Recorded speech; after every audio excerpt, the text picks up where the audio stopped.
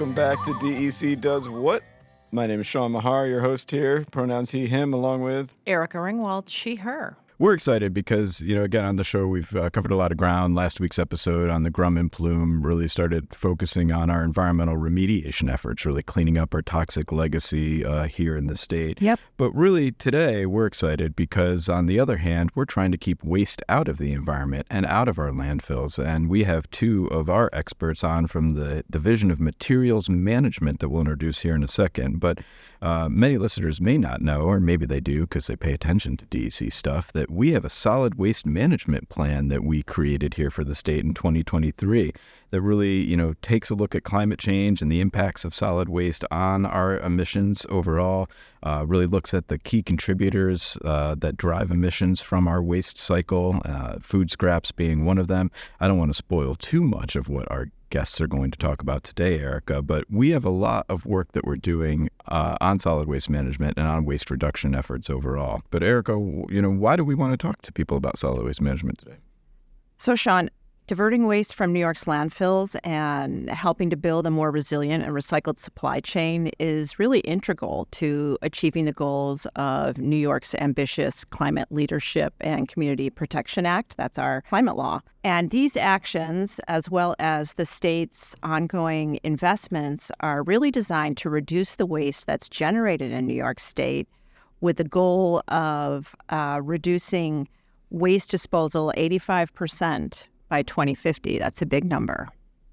Definitely. And these issues, solid waste management, reduce, reuse, recycle, recycling, it's really one of the reasons I became a conservationist and really why I wanted to come work for DEC as a young kid growing up. I knew that, DEC was doing a lot to manage and make landfilling better, less polluting to the environment, really upgrading the landfills overall. But waste reduction was key and something my mom really instilled in me as a young kid to really reduce, reuse, recycle. And I think that's more relevant than ever now. So we're really excited to have Amy Bloomfield and Kayla Montanye on the show today to talk about what we're doing across the state to instill a stewardship ethic when it comes to waste management in New Yorkers and really reduce waste overall. So Kayla, Amy, welcome to the show.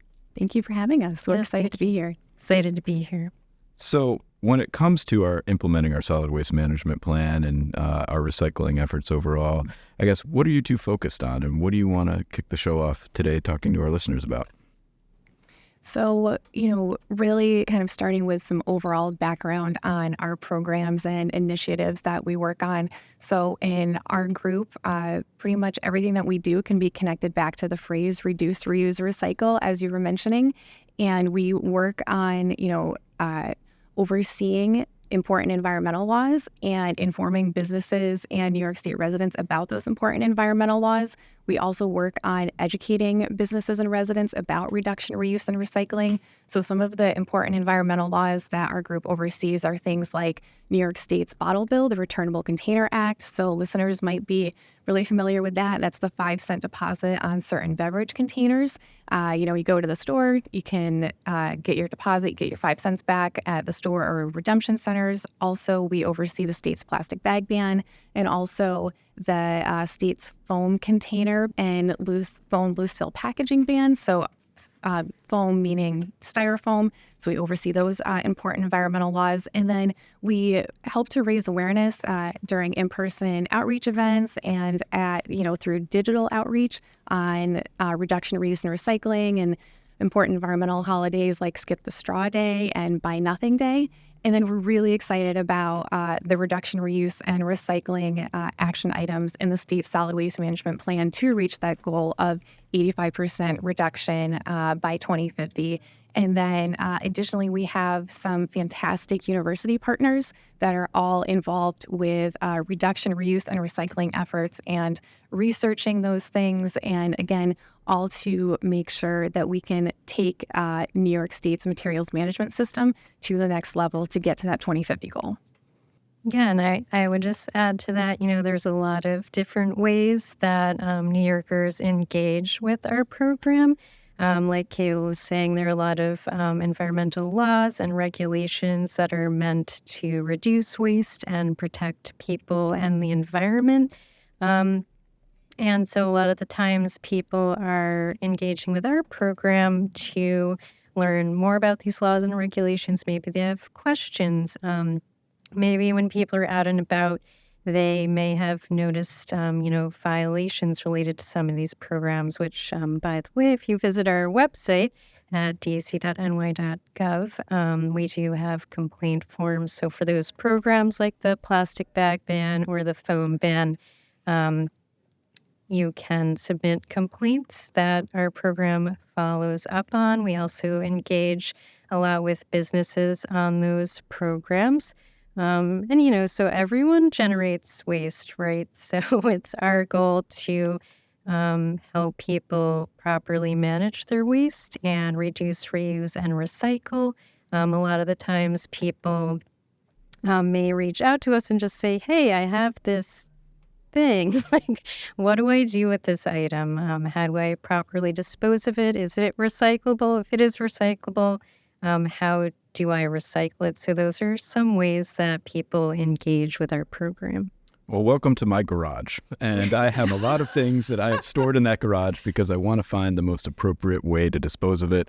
It leads to, obviously, a lot of angst on the home front sometimes, but I'm always trying to do the right thing. And I think there is a misconception out there, right? You throw something in the wastebasket, you throw something in your garbage, and poof, it just magically disappears. But it actually goes somewhere, right? So where does the waste go that we generate in our households now? And sort of what does that picture look like in New York? So if we're talking about, recycling specifically, so, when people put something in the recycling bin, we would like to know when you're putting stuff in your recycling bin, it should be items that belong there in your recycling bin. And you can know if something belongs in your recycling bin or not by making sure to check your local recycling guidelines. And then from your recycling bin, the items in the bin they're transported to what's called a recycling facility or materials recovery facility. And so once they're there, items like paper, plastic, glass, and metal, they get sorted out. And then they are bundled up into these big bales. So there might be, bales of aluminum cans and big bales of cardboard. You can kind of think of these bales as big bundles like hay bales. And then those big bundles, they're sold and turned into new materials. So new items. So those would be items that are made from recycled content. So your plastic water bottle, if you're putting like plastic bottles in the recycling bin, if your local recycling program accepts those items, they might be turned into things like carpeting or a fleece. And then cardboard, that might be turned into another cardboard box or cereal boxes. So that's just kind of an overall, picture of recycling in a nutshell. And it's just super important to make sure that the items that you're putting in your recycling bin are items that should be there following your local recycling guidelines. And you can find that information on recyclerightny.org. So I've heard a lot about the expression wish cycling, the things that we wish were recycled. What are some of the most common items that people think they can recycle that wind up in their recycling bins that shouldn't be there? And then what happens to that stuff? So wish cycling, definitely different than recycling. So wish cycling is, it's people have good intentions with it, but it has really negative impacts on the recycling system. So wish cycling would be taking items, say maybe from your garage and putting them in the recycling bin and hoping that something good, happens to them. You have good intentions. You want something good to happen with them. However, there's really negative impacts with wish cycling. These items end up at a recycling facility. Say, for example, if you put a jump rope in the recycling bin, it can get tangled around recycling facility equipment. There's people that work at recycling facilities. I think that's something that a lot of people forget about. People have to fix the equipment. They can get injured fixing the equipment. And then when the wish cycled materials get mixed in with the really, good, valuable recyclables, it actually decreases the value of those good recyclables. So overall, wish cycling is a no, and we encourage people to check their local recycling guidelines. And there are some very common items that people tend to wish cycle a lot. Yeah, and as far as the main challenges and the main items that are difficult for people, I think a few years ago, if you would have asked us that question, our answer may have been a little more broad. However, over the past few years, DAC has begun administering funding from the Environmental Protection Fund to the University at Buffalo. and that funding established the New York State Center for Plastic Recycling Research and Innovation. And there's many tasks and projects happening with research scientists as part of the New York State Plastics Center, but one of which is a really interesting project looking at New York State residents' knowledge and attitudes about recycling and reuse. So we're working with social scientists to get a better idea of what those challenges are. Shout out to Dr. Janet Yang. She's an amazing social scientist and knows a lot about human behavior. And we are working with her on these surveys. So we have worked conducting a number of surveys of New York State residents. And so we do know that New York State residents think that recycling is important. 83% of New York State residents believe recycling is important, but we also know that we have learned that there are some challenges that people face when it comes to recycling rate and recycling properly. So the top 5 kind of categories of items that are challenging for New York State residents. The items that people are putting in their recycling bins that don't belong there are plastic pouches, receipts, batteries, electronics, and cell phones, plastic bags, and ceramics and drinking glasses are the number 1 items. So a drinking glass, like a pint glass or something like that, isn't recyclable glass? Exactly. And so when you're putting glass in your recycling bin, you should really only be putting in what we refer to as container glass. So that's jars and So like glass ball jar. bottles. And the reason for this is because other types of glass include additives where they melt at different temperatures. So when you start putting those other items in with glass, when glass is recycled, it's melted at really high temperatures to make new glass products. And essentially those other glass items kind of make an unstable glass product. So you really want to keep those other glass items out of your recycling bin. So save the pint glass for your yard sale. Exactly. You can reuse stuff like that, donate it, and we'll get a little bit into that later. So taking a step back, you talked about, bans and the bans on things that we've done, from plastic bags to styrofoam. Are these working, and are we noticing a difference from these policies that we've put in place? Absolutely. So with respect to the plastic bag ban, we know that there are over 500,000 stores in the state that are required to comply with the law. And we are seeing excellent compliance throughout much of the state. And where we do have issues of noncompliance, we are addressing those complaints, addressing those violations, and we encourage the public to continue submitting, instances of violations to us. And then we're also following up with penalties. So we are making sure that these entities are complying with these laws in order to protect New York State's environment. And Amy, did you want to mention anything on the foam ban? Yeah, I would say similar with the foam ban, New York's foam ban, it's a little bit younger than the plastic bag ban, so it's a little bit newer. We, again, are also seeing good compliance across the state. And similarly, like we were saying before, the public can submit complaints to us. We follow up with education about the foam ban and work with people so they can start using, compliant alternatives. But yes, same.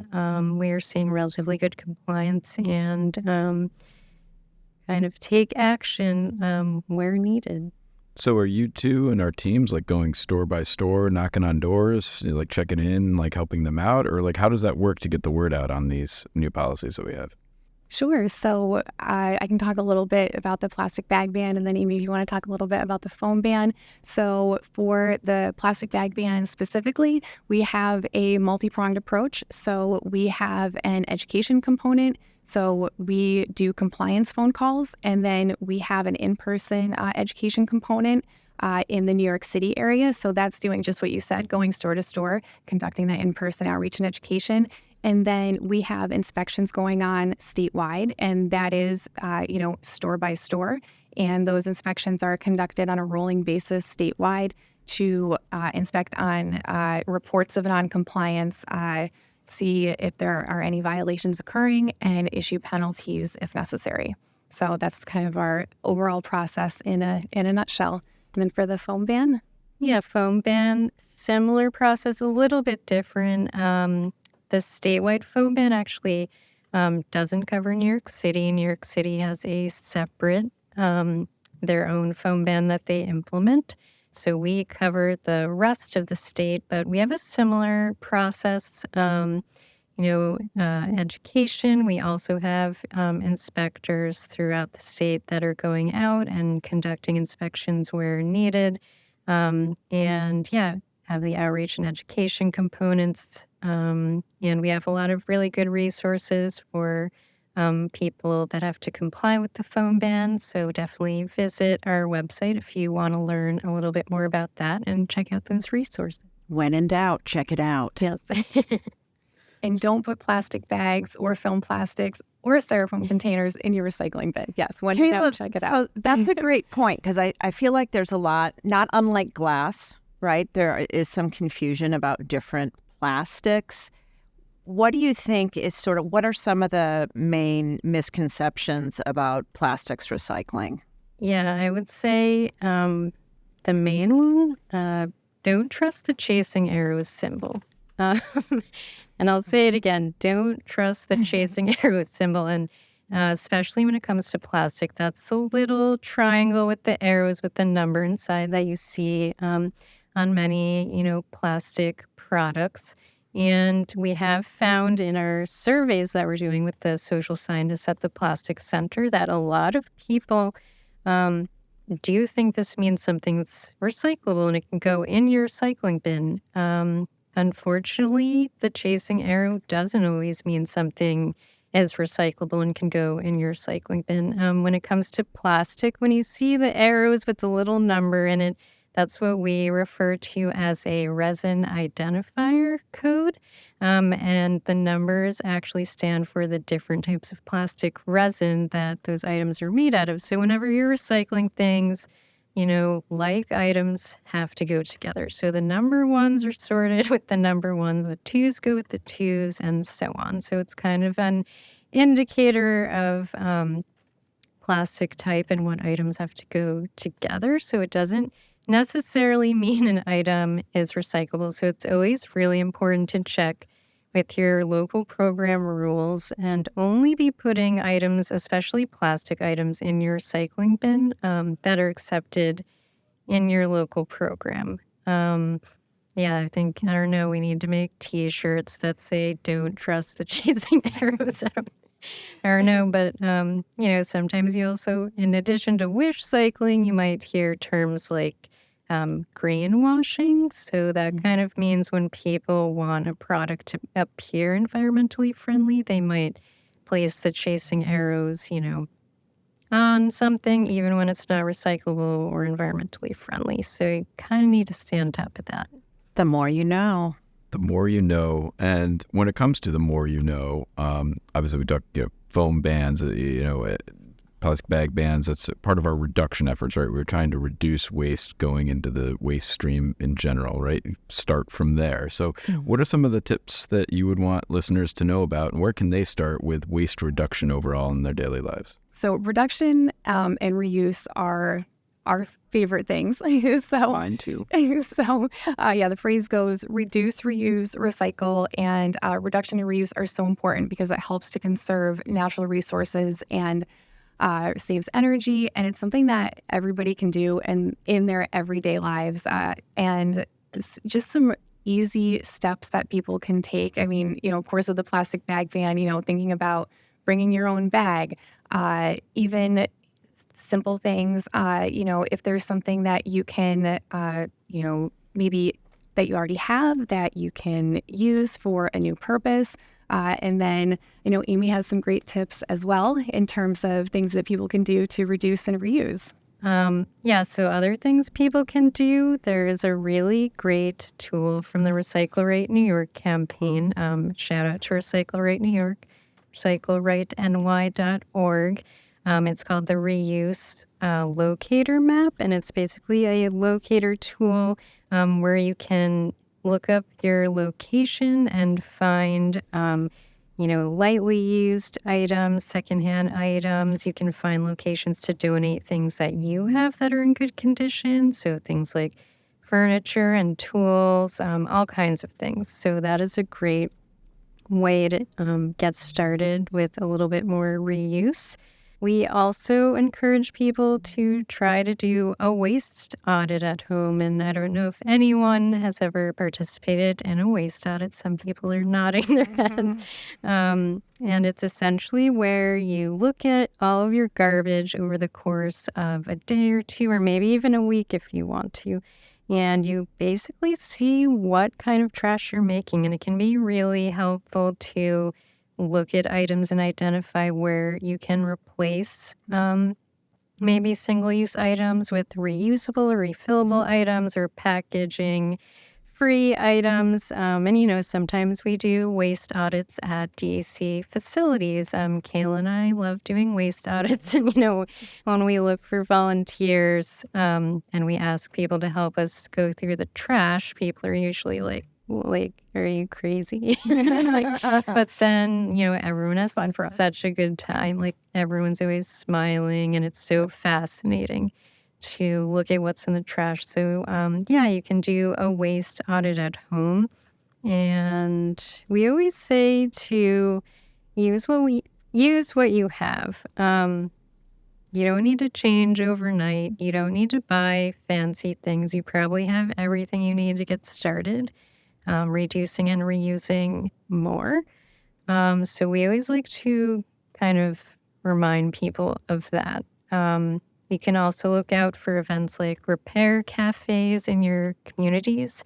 Repaircafe.org for more information. But those are essentially community events where there are repair coaches. So if you have an item that needs to be fixed, you can go to these local events and a repair coach can teach you how to repair the items you have and help you fix those things. Again, we're talking, dec.ny.gov has a lot of, is an important gateway to find out more of these opportunities to reduce waste in our daily lives, to recycle right, to look at creative and beneficial reuses of our products. And it's really awesome to hear you both speak passionately about it. On the waste audits, I'll share a quick aside. In college, I gave a presentation one day where I decided to do a waste audit and live in front of the class. And I grabbed our townhouse's garbage bag and just opened it up.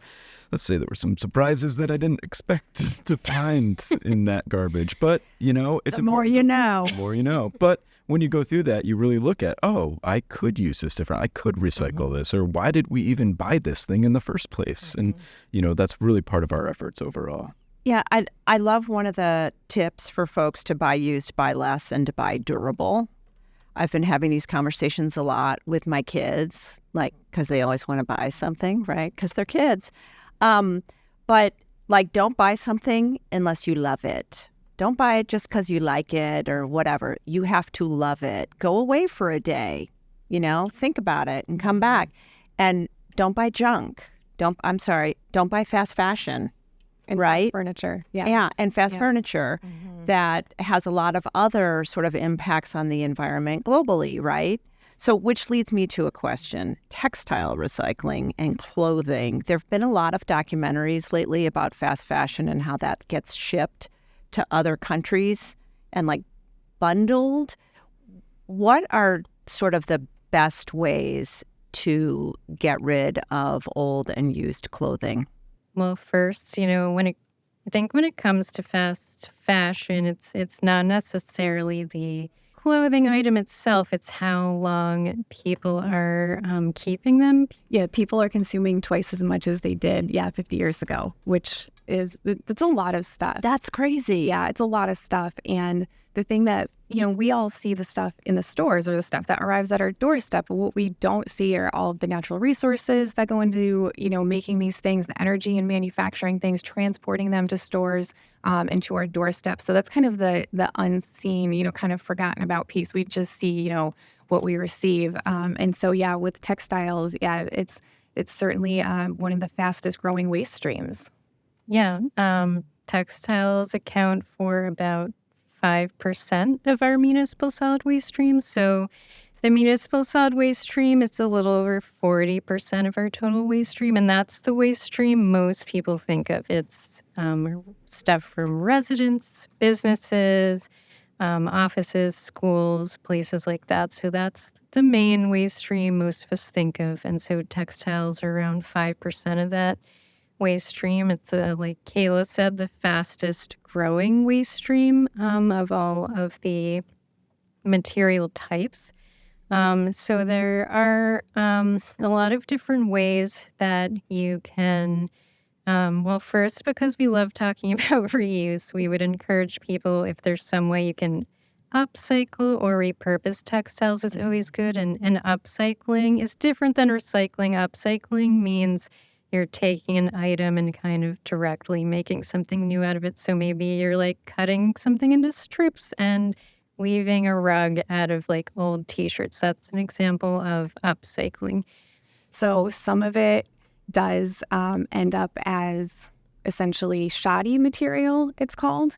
And then I think Amy has more information on the remainder of the textiles and the textile recycling stream. Yeah, so when, you may see those bins in your community. Some of them accept items for donation only, and some accept for donation and recycling. So if you have old worn clothes that aren't suitable for donation, as long as they're clean, dry, they don't have liquids or, as long as they're essentially clean and dry, even if they're ripped or missing buttons or zippers or whatever. Some of the bin programs can accept those items for recycling. So the items that aren't mostly items suitable for donation get donated or sold on kind of secondhand clothing markets. And then the items that can be recycled are, those items are either recycled or here's another fun term, downcycled. So they can be recycled into things like carpet backing or cleaning cloths. We actually know if there's a cool program that we know of where people are using shoddy, which is the shredded up textile material, in punching bags. Sometimes we've seen it being used in alternatives for insulation, for packaging and shipping. So there are a lot of cool uses for that. Downcycling is like when it's being used for kind of like cloths used to absorb kind of industrial liquids and stuff like that. But yes, some of it is exported to other countries. And some of our university partners that we're working with are currently looking at the issue of textiles and looking more into how we can support more textile reuse and recycling in New York State. So how did you two become so passionate about this work and reduce, reusing, and recycling overall? I mean, it's great because it's more people that are singing the same songs that I like to sing, but, what brought you into this work world? So, growing up, I always loved the water. I still love the water, and started out, in high school, I knew that I wanted to pursue an environmentally focused career, and then went to school for environmental studies, switched to marine science, ended up, after college, interning at Save the River, a nonprofit in the Thousand Islands, and educated students and tourists about the St. Lawrence River ecosystem. Found that I really loved the education side of environmental work. And then after that, did some substitute teaching in the Capital Region. Ended up actually being hired as a 7th and 8th grade science teacher at a school in the Capital District. And then loved teaching, but still I was missing the environmental work. So when this position became available at DEC, it seemed just like a really great combination of education work and environmental work. So it was So I just went for it. So, and it's been great. And I think, everybody has a winding path everybody has a different path to DEC. And that's one of the things that makes working together so great. We all bring together, all of our experiences and perspectives. And Amy has a really neat story too.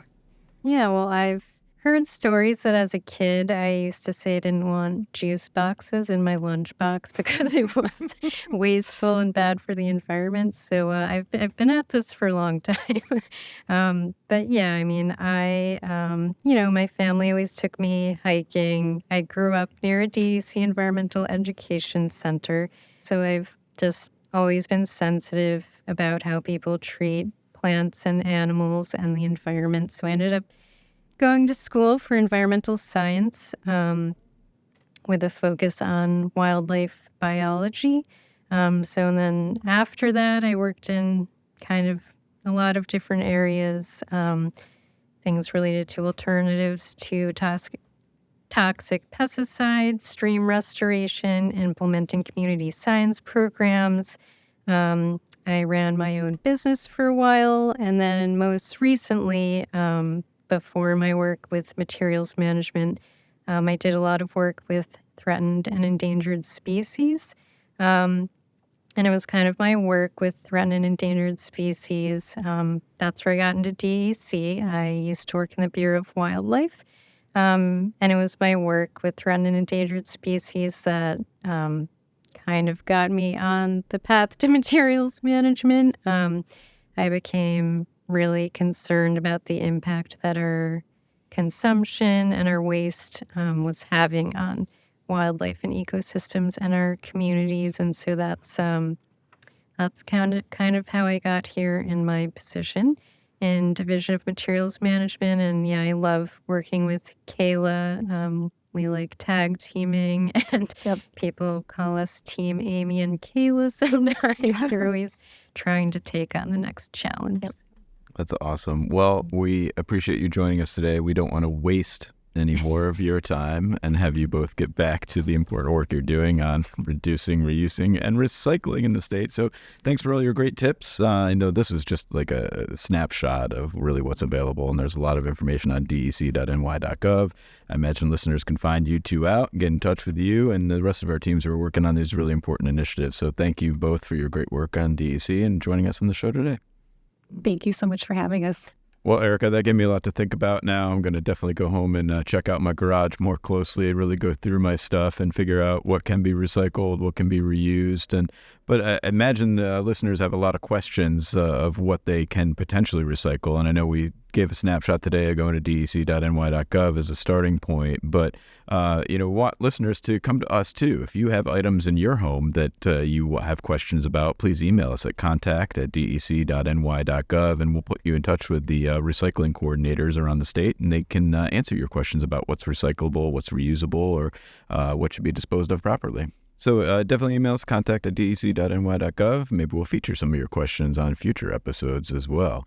So got a lot of work underway with recycling in the state, and a great episode today on that. But obviously our work doesn't stop there. And I know we've got some new wetlands regulations that we've put out. What's that all about, Erica? We recently put out some draft regulations to protect freshwater wetlands across New York State.